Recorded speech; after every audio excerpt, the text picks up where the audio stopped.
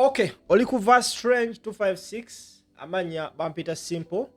Kindly request you to share the video to as many people as you can. Subscribe and of course tap the notification bell such that whenever we come live or we upload a video, you're always notified that tutuse notasubwa mawulire. Nyongera obuuza ku mwena abatulaba abalaba video zaffe okuva ebule n'ebweya tubeebaza. Nembategeeza nti kakadde kamu n'ekitundu osobola okuba ng'ofuna poloti mu bannaffe abajjolo quality properties just starting with 1.5 million. Nogenda waggulu plots nnyingi gye ziri. For more information kuba akasimu akakali awo wansi omukyalo oyo asobola okuba nga akunnyonnyola. Naawe ali eyo nga oyina bizinesi yo nyongera okutegeeza nti tukubire ku kasimu ako oba tuweereze aka message tukulangire bizinesi zo ate obeere nga oyongera ku sales gwe munnaffe atulaba gy'osinzira okuba ng'owakinga. Now, oluvannyuma lw'okulonda akalulu ennaku z'omwezi nga 15 omwezi ogwa January aka president n'abakulembeze abalala abazzeeko, Yoweri Kaguta Museveni yavuddeyo n'asiima CDF w'amagye g'eggwanga Uganda Muhoozi ng'ono mutabani we, era mu kumusiima yamwongedde n'amuwa emidaali ng'amwebaza olw'emirimu gy'azze ng'akola. Okusinziira ku bannayuganda abamu baavuddeyo ne bagamba tebakkiriza na kikola kino Yoweri Kaguta Museveni kye yakoze okusiima Muhoozi ku bikolwa by'azze ng'akola in the past days ku mikutu egya Twitter ekyaviiriddeko ne altercation oba okuwanyisibwa kw'ebigambo wakati we ne seneta w'eggwanga erya America avunaanyizibwa ku nsonga za foreign affair, nga bategeeza nti kino ekikola kye yakoze kya busiwuufu bwa mpisa era kiyinza oleetera eggwanga lyaffe okugwa mu ntata. Tekikola makulu kuwa muntu ng'oyo mudaali. Omu ku baavudde ne bavumirira ekikola kino ye mukyala amanyikibwa nga Nyanjula Doreen. Nyanjula Doreen ono munnakibiina kya PFF era yali mu kibiina kya FDC naye beekutulako ye n'ajoyininga PFF.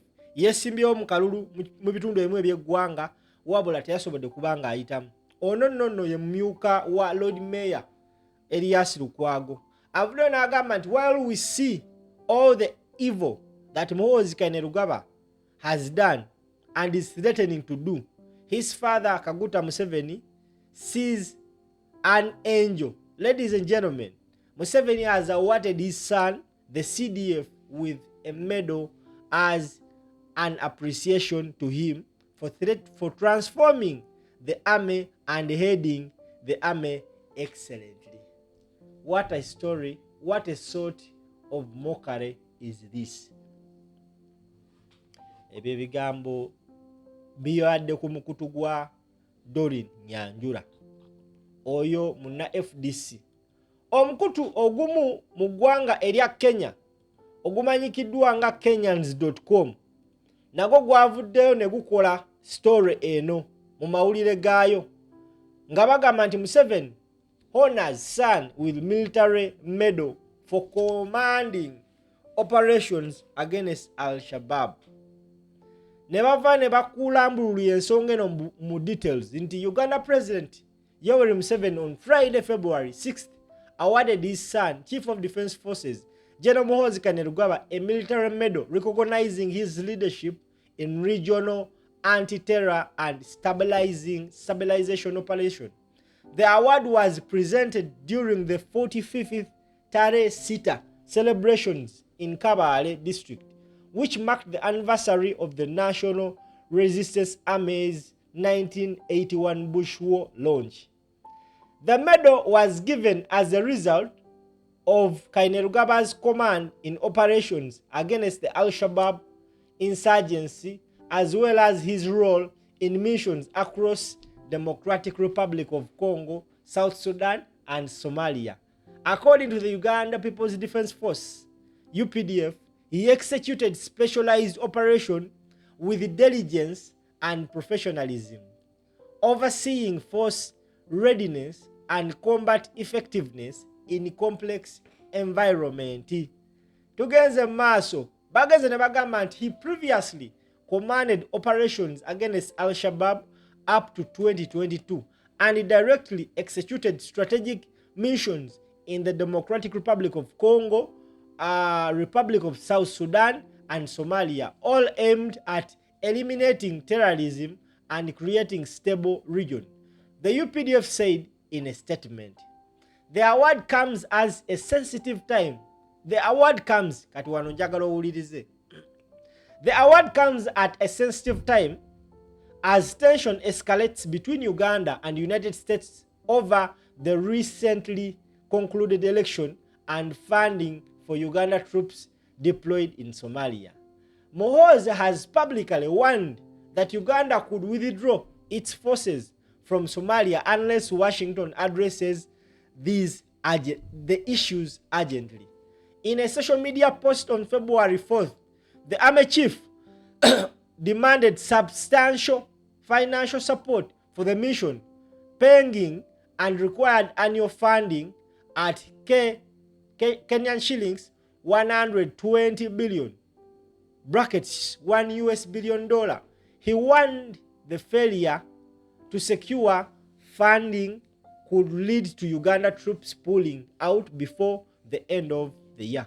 Unless we have serious discussion about financing for our mission in Somalia, we shall withdraw by the end of this year, Muhoozi said. Senator Jim Rich, chairman of the Senate Foreign Relations Committee, has been particularly critical.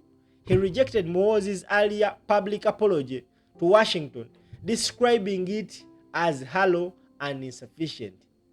In a statement on January 30th, Rich called on the U.S. administration to reassess security operation with Kampala, including military partnership with the UPDF. The senator warned that Washington would not tolerate recklessness, instability, particularly where American personnel interests and civilians' lives in the region were at risk. He also urged consideration of punitive measures against Uganda if tension persists. Earlier, Muhoozi had apologized to the United States following calls for sanctions over alleged human rights abuses linked to the disputed election, where he acknowledged that he had been misinformed and that his remarks had attracted international condemnation. Despite the warning and calls of sanction, Muhoozi maintained the relation between the two countries remained intact. He stated that he had personally communicated with the U.S. ambassador to Uganda and the military cooperation was continuing. Gwe ssebo bannyabo atulaba ku mukutu. Nga baakamala okuwa omukulu omudaali ogumuyozayoza ku mirimu gy'azze ng'akola, bantu bangi bavuddeyo okubanga bavumirira ekikolwa kino nga bagamba nti this man is not worth being awarded medals. According to people that have worked so hard for the army, you cannot wake up one day and say nti Muhoozi has done a lot ng'ate abadde yakavaayo okwonoona okusinziira ku bantu abasinga abavuddeyo okubanga bavumirira ekikolwa kino. Thank you so much for watching, ladies and gentlemen.